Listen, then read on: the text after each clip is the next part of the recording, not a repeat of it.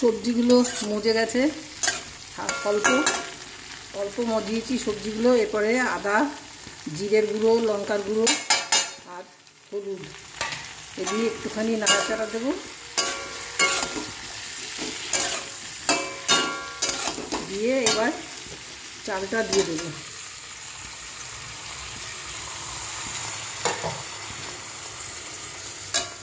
চালটা দিয়ে একটু ভাজা ভাজা করবো।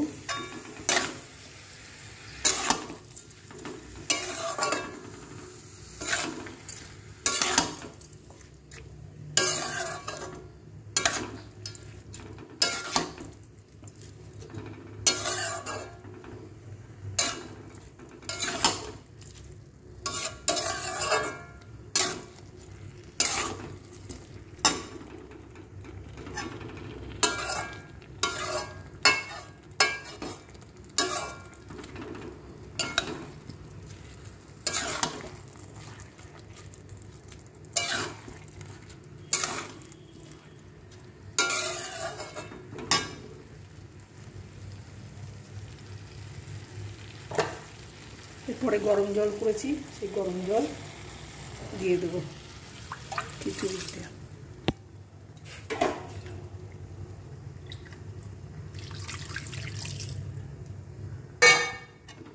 খিচুড়ি সিদ্ধ হয়ে গেলে, চালে ডালে সিদ্ধ, সবজি সিদ্ধ হয়ে গেলে সামান্য একটু ঘি দিয়ে নামিয়ে ফেলবো সবজি খিচুড়ি।